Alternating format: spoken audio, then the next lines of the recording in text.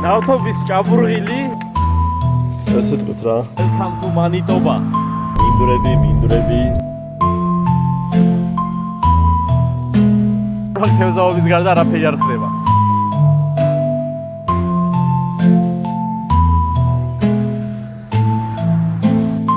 კანადის პირდაპირ შუა ადგილი, როგორც მერია რა. სპარსეთის ყურეში. მძიმე ნავთი, არსებობს მსუბუქი ნავთი.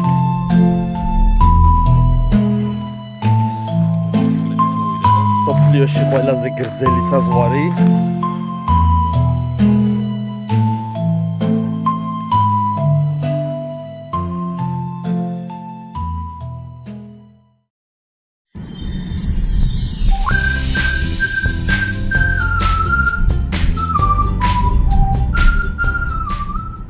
აი მეგობრებო, ახლა ვარ კანადის საზღვარზე, რაღაც თანხა, რაღაც არ გადაიტანა თქაშიო. ხო და ძალიან სერიოზული შემოწმება ჩაგვიტარეს. ახლა და ახლა მითხრეს წადით და თავისუფალი ხართ და გეტყვით რატო. Thank you. Bye. ესე იგი, მე ხო ახლა ვინც ვიცნობთ პირადად იცით რა, რომ ისეთი რაღაცა არასტანდარტული საუბარი მაქვს რა და ეს საზღვარზე ეგეთ რაღაცებს ვერ იგებენ ხოლმე რა. რომ რაღაცებს რომ მეკითხებიან, სად მიდიხარ, რას აკეთებ, რას საქმიანო, რაღაც ეგეთი.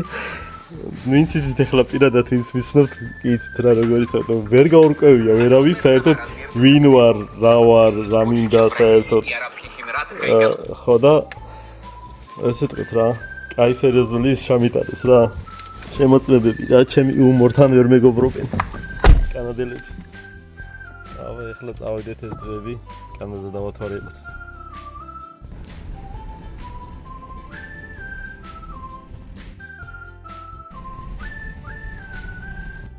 აი კანადა არის ესეთი. მიდიხარ, სულ მოსწორებული, მიდიხარ და მიდიხარ. აი მაგხელა არის კანადა. და კიდევ მინდვრები. მიდიხარ, მინდვრები, გაიხედები, გამოიხედები, ყველგან მინდვრები. აი მეგობრებო, welcome to Manitoba. ესაც შემდეგი შტატი და ნახეთ ინდიელი არის, ანუ გამოსახული რა, დახატული რა. და რის გამო იცით? თურმე ამ შტატში ცხოვრობენ ყველაზე ბევრი ინდიელები. კანადის ამ შტატში.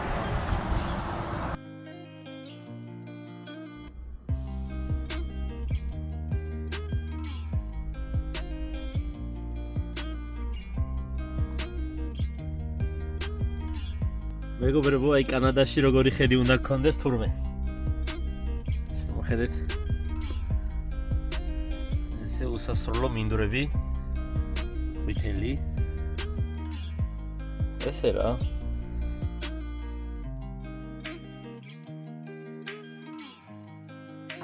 შტატის შესასვლელთან რატო ახატია თევზი, იცით? იმიტომ რომ თევზაობის გარდა არაფერი არ ხდება. ტბები. ესე რა. Manitoba.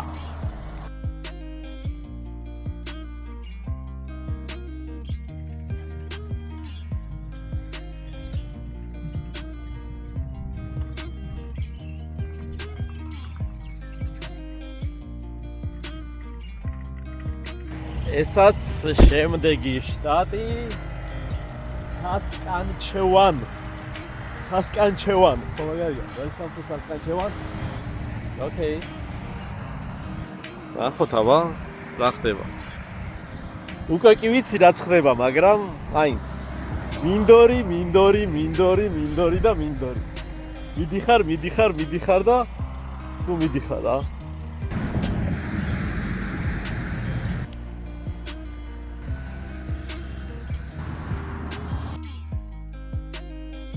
ფაქტიურად ეს ადგილი არის აი კანადის პირდაპირ შუა ადგილი რა. ანუ ესე მთლიან კანადას რო გადადიხარ, ეს არის აი შუა ცენტრი რა, რასაც გვიყვი. თან ყველაზე დაუსახლებელი ადგილი. იმიტომ რომ ან ცხოვრობენ West Coast-ზე, ან East Coast-ზე რა. და სამხრეთით. ეხლა კი ვარ სამხრეთით, მაგრამ დანარჩენ ჩრდილოეთში საერთოდ არაფერი არ ხდება ამ კანადაში. ქალაქის ცენტრშიც სისარიელია, ეს არის town office, ანუ როგორც მერია რა. ეს 1000-ში ერთხელ თვითონ მანქანა ჩაივლის რა. ესეთი დაბალი შენობები ყველგან.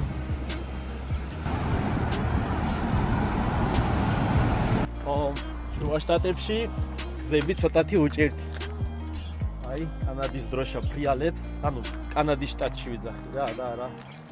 ნუ იდეაში ამით ბრალიც არ არის მთლად, იმიტომ რომ უცბად რომ -40-ია და აი ნახეთ გზები სულ არის აი ამოხეთქილი რა, აი ჩვეულებრივ მეებში, ანუ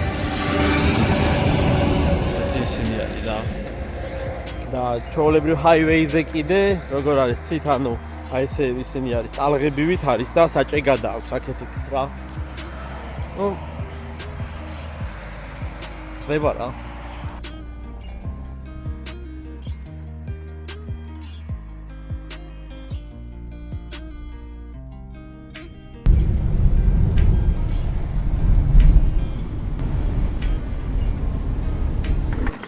ნავთობის ჭაბურღილი და ნავთობზე მინდა რამოდენიმე ესეთი სიტუაცია გითხრათ რა. ეხლა კანადაში ვარ და ძალიან ბევრი ეხლა მსოფლიოში მსგავსი სიტუაციები ზოგადად ახალსაც ვერ მიხვალ, მაგრამ ამერიკაში და კანადაში ისეა რა, ესე ფურდასავით რო არის ყველგან და ეს უწევდა. ნუ აი ფაქტიურად აი ეს ნავთობის სუნია, ესე ძალიან. ხო, ესე იგი ძალიან ბევრს უგვირს ხოლმე რომ ამერიკას ამდენი ნავთი აქვს და რატო თავის ნავთს არ იყენებს და რატო აქვს მთელ მსოფლიოში ესე ომების და დაძაბულობის მომენტი, რომ ესე ეჭიროს სიტუაცია რა ნავთობის გამო. ნუ ნავთობი გინდა არ გინდა, ეხლა კარგახანი კიდე იქნება ისეთი მთავარი მომენტი, რაც არ უნდა ყურადღება გადაქონდეთ სხვა სიტუაციაზე, რომ ავი რაღაცეები ეხლა ხო არსებობს ბევრნაირი ენერგიის რესურსი, მაგრამ ნავთობი ისეთია რა, ყველაზე ამ ეტაპზე მარტივი, უკვე დალაგებული სისტემა და ანუ ახალი სიტუაციების წამოწყება, ახალი ენერგიების აღების პროცესი დიდ თანხებთან დაკავშირებული. ხდება უკვე ბევრი რაღაცეები წამოწყებულია, მაგრამ ნუ ჯერ ვერ შეცვლის რა ნავთს. კარგახანი კიდე. ხო და რა ხდება ეხლა ნავთობი არსებობს სხვადასხვანაირი რა, არსებობს მძიმე ნავთი, არსებობს მსუბუქი ნავთი. ანუ მოდი ესეთნაირად რომ ვთქვათ, სქელი ნავთი, თხელი ნავთი. ანუ ბევრნაირი კიდე რაღაც ის არსებობს, მაგრამ მიახლოებით რო გითხრათ რა. ესე იგი, ამერიკას მაგალითად თავის დროზე გააკეთეს ანუ ქარხნები, მე გადამუშავება ჭირდება რა ამ ყველაფერს. ესე იგი, ქარხნები გააკეთეს, აქ აქვთ ვთქვათ ესე რომ ვთქვათ, მსუბუქი ნავთი და აქვთ პირიქით მსუბუქიდან გადამუშავებისა, მძიმედან მსუბუქზე გადამამუშავებელი ქარხნები. და მაგიტომაც ყიდულობს სხვა ქვეყნიდან ნავთს და გადამუშავებას აკეთებენ აქ. და თავისი ნავთობს კიდე ყიდის და სხვა აკეთებენ გადამუშავებას პირიქით. ანუ იმიტომ რომ ამ ქარხნების გადაკეთება ძალიან ძვირი ჯდება რა, ანუ რამდენი მილიარდი ჯდება, ფიზიკურად არ უღირთ რა, ურჩევნიათ ეს გემით წაიღონ, წამოიღონ, პლუს მინუს ბევრ სიტუაციაში გასვლასავით გამოძდით, ვიდრე აი ბარტერულ სიტუაციაში რა, ესეთნაირად, ვიდრე თვითონვე რომ გადაკეთონ ვთქვათ ეს ქარხნები ისე რომ თავისივე რესურსზე გამოიყენონ. ნუ ეს ახლა მიახლოებით რა, ახლა მეცნიერულად ვერ ავხსნი რა, უბრალოდ სიტყვების ზაპასი არ მექნება იმდენი რომ ხო რა ეს სიტუაცია გადმოგცეთ სწორედ. მაგრამ თუ მივხვდით არ ვიცი, ეგ სიტუაცია რა. როგორც იცით, ნავთობის ყველაზე დიდი რაოდენობა ერთად აღებული არის სპარსეთის ყურეში, სადაც ეს ქუვეითი, კათარი, ერაყი, ირანი, ემირატები, ну, ბევრს აქვს წვდომა, საუდის არაბეთი და ასე შემდეგ. მაგრამ ცალკე ქვეყნებად რო ავიღოთ, ყველაზე ბევრი ნავთობი აქვს ვენესუელას, რომელიც ამ ეტაპზე ერთ-ერთი ყველაზე ღარიბი არის.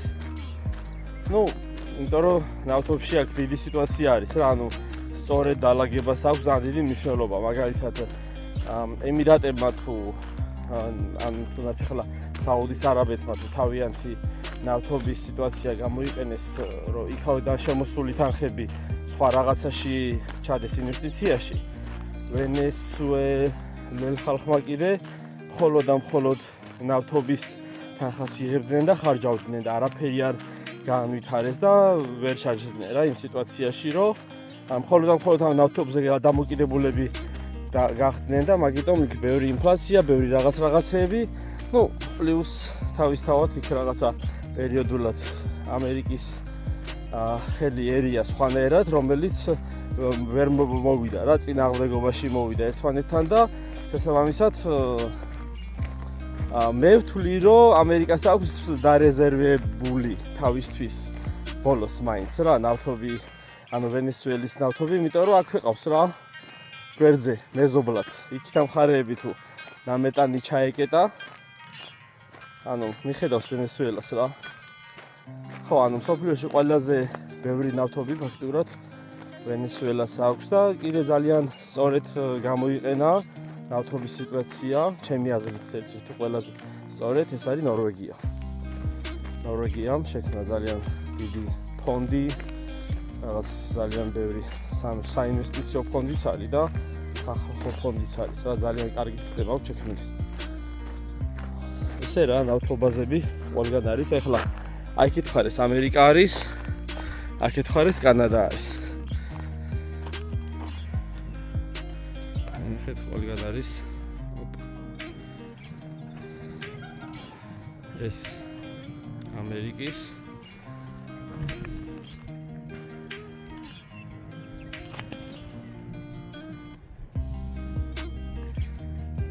ეს კიდე აი ქვიყავით ჩვენ. აი ეს უკვე კანადის მხარე არის.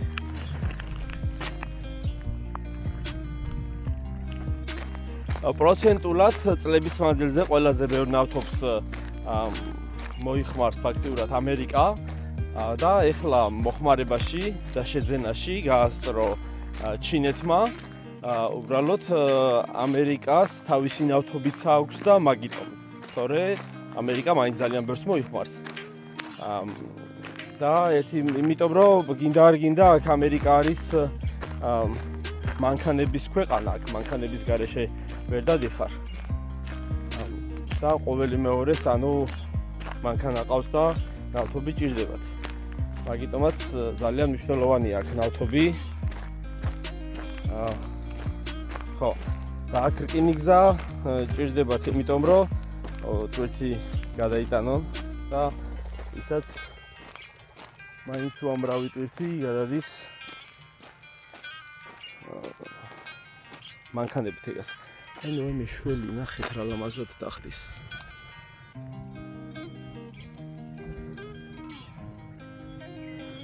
კენგურუსავით.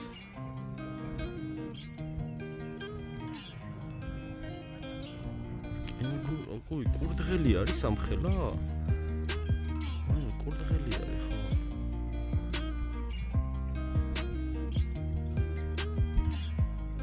ვაუ, ამხელა კურდღელია.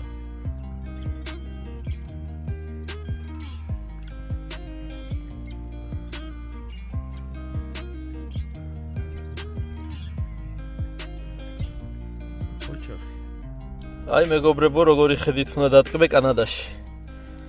ესე ახლა ფარდებს დავწევთ და კონცენტრაციას გადავიყვანთ ესე წინ.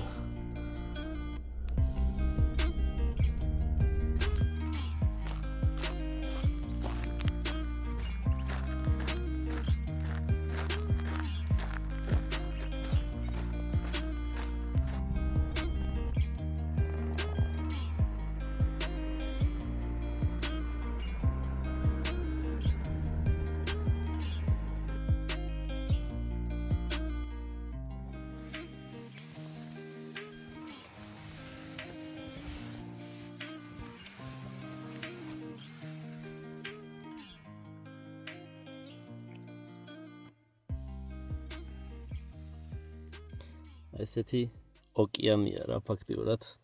ესეთი სიმშვიდე. მუსიკაც კი არ გჭირდება რა. ამითი ტკბობა არის სასწაული.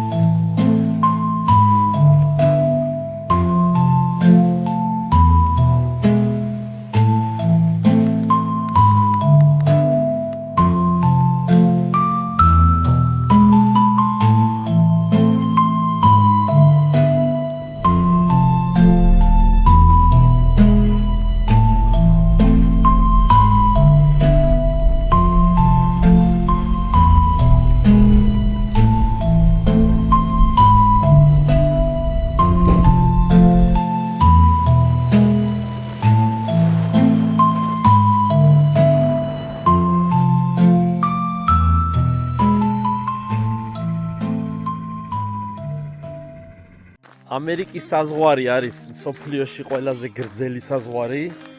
ესე იგი, კილომეტრებში არის 8800 კილომეტრი და მილში კიდე 5500. ნუ უფრო კონკრეტულად, ანუ ესე უწერიათ რა, 5525 მილი და 8890 თუ სადღაც ესე რა, ხურდებით. ხო, ასე რომ და მიახლოებით ესე ხდება რა, ანუ ან ესე კანაო არის გაჭრილი და მაგ ადგილას სადაც კი ტყეები უწევს, ეს ხეები არის გაჭრილი ესე მთლიანად რა, ანუ ეს ზოლი ჩანს. ხო, ანუ ღობე და რაღაცეები არ არის იშვიათ ადგილას. ხო, ძირითადად მაგითი ჩანს, რომ ესე ზემოდანაც ფრენის დროს რომ პირდაპირ ნახო რომ ანუ ტყეები ესე არის გაჭრილი და იმ ადგილას ხეებს კაფავენ რა. ნუ ყოველ რამოდენიმე წელიწადში ერთხელ. აი ძალიან ადრე მოვედით და საზღვარი არის დაკეტილი. ესე მეგობრებო, ახლა ხსნის მოტოციკლეტით მოვიდა და გახსნის ახლა ბორდერს. მოჭარი.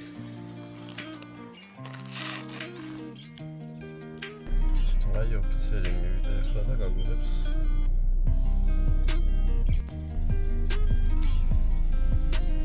აი მეგობრებო, გადმოვედით ისევ ნორთ დაკოტაში, ამერიკაში, კანადიდან, ეს არის საზღვარი.